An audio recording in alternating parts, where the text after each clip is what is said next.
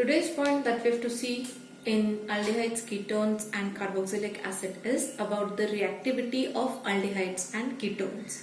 The reactivity of aldehydes and ketones are affected by two things. So 2 points we have to study.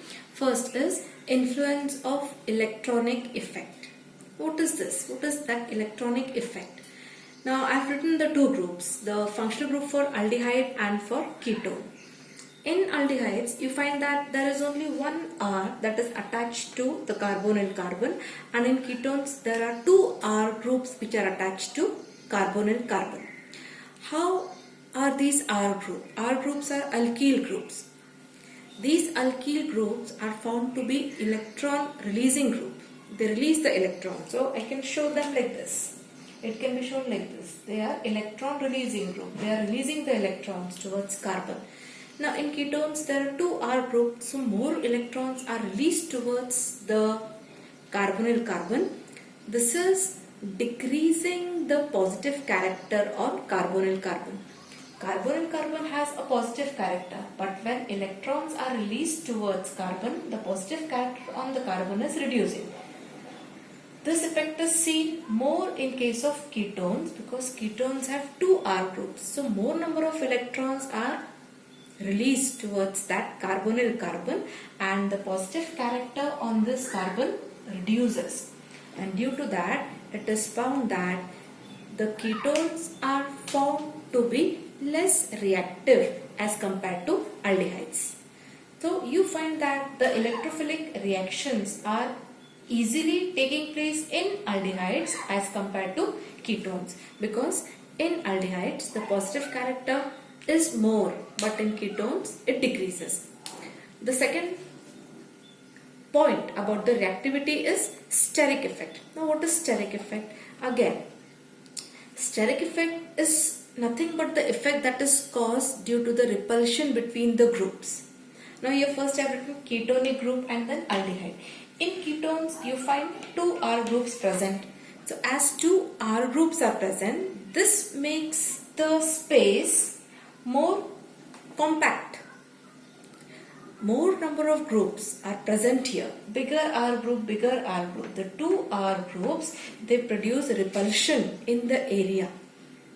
So this repulsion is seen more in ketones as compared to an aldehyde, because aldehydes have one H which is permanent, and that H, this is the smallest atom, hydrogen.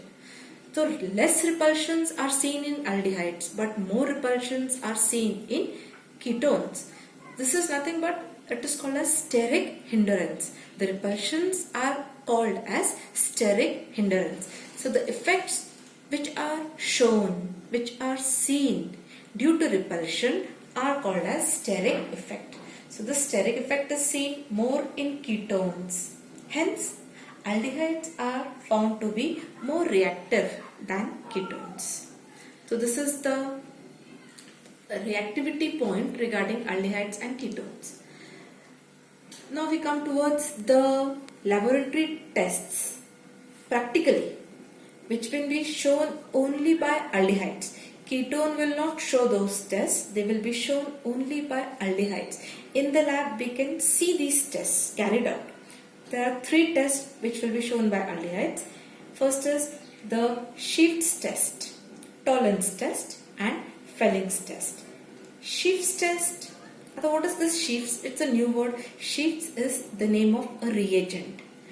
It is a reagent which is used in the lab. How is the test given? When an aldehyde is treated with Schiff's reagent, you will get either a magenta, pink or a red color.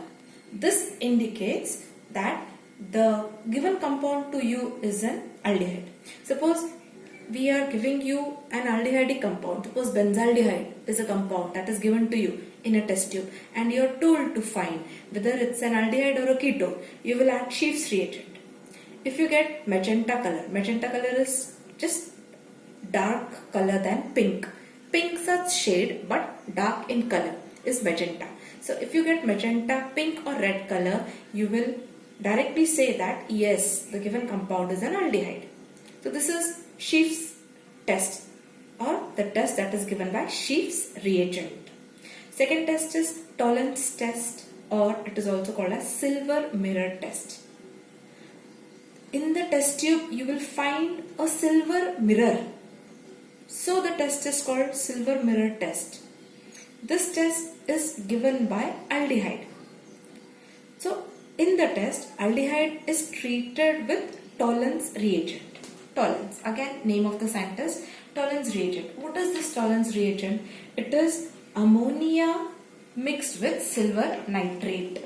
Ammonia is mixed with silver nitrate. You get a solution of ammoniacal silver nitrate solution. Ammoniacal silver nitrate. I mean, this is the complex that is formed for Tollens reagent. You call the solution as what? Ammoniacal silver nitrate solution is Tollens reagent.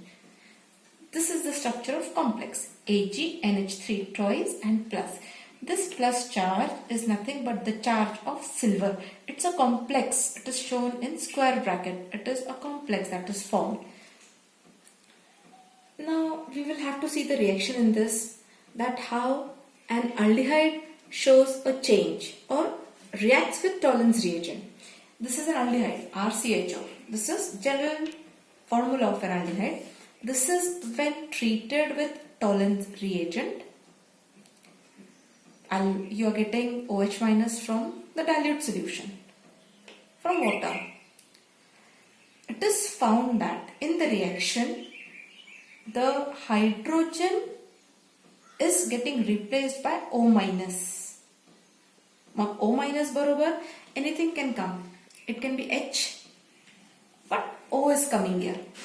So this must be remembered that H is getting replaced by O minus ion. O minus ye to ikde. This is carboxylate ion. Carboxylate ion is formed and silver is becoming free. Silver which was present in the complex form now comes in metallic silver form. There is formation of ammonia and there is formation of 2 times H2O. So what do you find in the reaction? There is formation of ammonia and 2 times H2O. In the reaction of aldehyde with Tollens reagent, there is formation of aldehyde gets converted into carboxylate ion. So H changes to O minus here. Carboxylate ion is formed here. And metallic silver. Silver that was present in complex comes in metallic form in the form of PPT here. Downward arrow indicates PPT. So there is formation of silver metal. Hence the test is called a silver mirror test. So if you see in the test tube, there is a shining grey colored surface form which is called a silver mirror. Grey is the color of silver. So the shining surface is formed and you call it as silver mirror. You find that aldehyde is getting oxidized to carboxylate ion. There is oxidation taking place of aldehyde and silver was having +1 charge. It is becoming silver is becoming with 0 charge. Silver is getting reduced here and aldehyde is getting oxidized. So there is simultaneous oxidation and reduction taking place. Redox reaction taking place in this case of Tollens reagent. This becomes theory part. Reaction becomes theory part.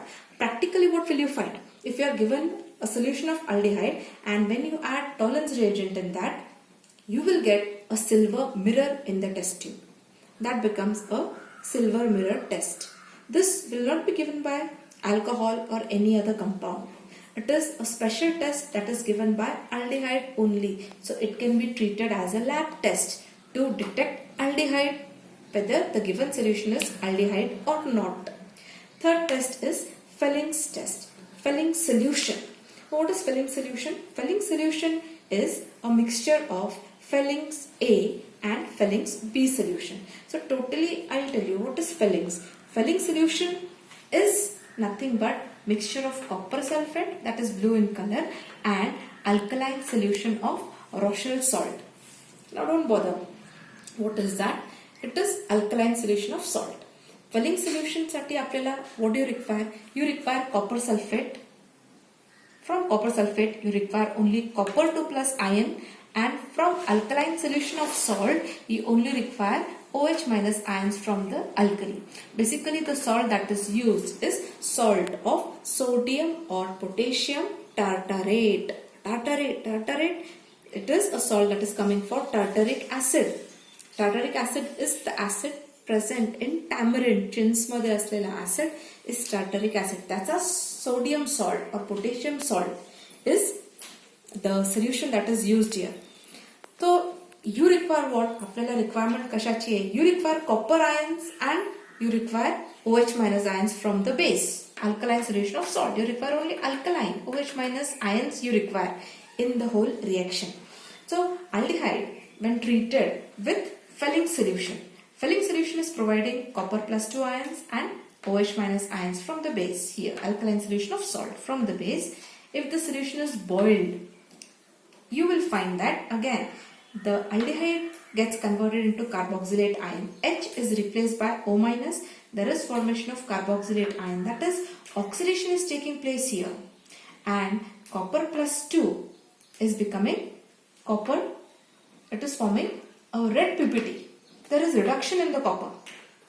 Oxidation in aldehyde and there is reduction in copper. Copper from plus 2 oxidation state is becoming plus 1 oxidation state. It is coming in plus 1 oxidation state in case of CO2O. This is cuprous oxide that is formed. CO2O, cuprous oxide. A red PPT is formed plus 3 times H2O. This is the theoretical part of Fehling solution, Fehling's test that is given only by aldehyde. But practically you can say that when an aldehydic solution is treated with Fehling solution, what practically will you observe? You will observe a red PPT. If you get a red PPT, you will say that the given solution was an aldehyde. So these 3 tests are the lab tests given by aldehydes. Now we come towards the reactions of aldehydes and ketones. Both of them are showing quite common reactions due to the presence of carbonyl group which is common in them.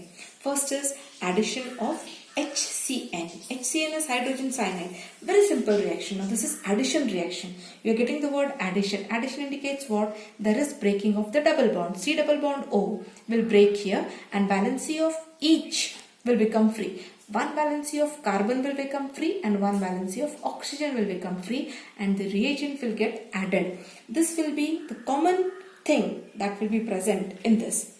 So aldehyde, acetaldehyde when treated with HCN, CH3H remains intact, CO bond breaks, one bond breaks, oxygen बरोबर H येणार and carbon बरोबर cyanide येणार and you get formation of acetaldehyde cyanohydrin compound.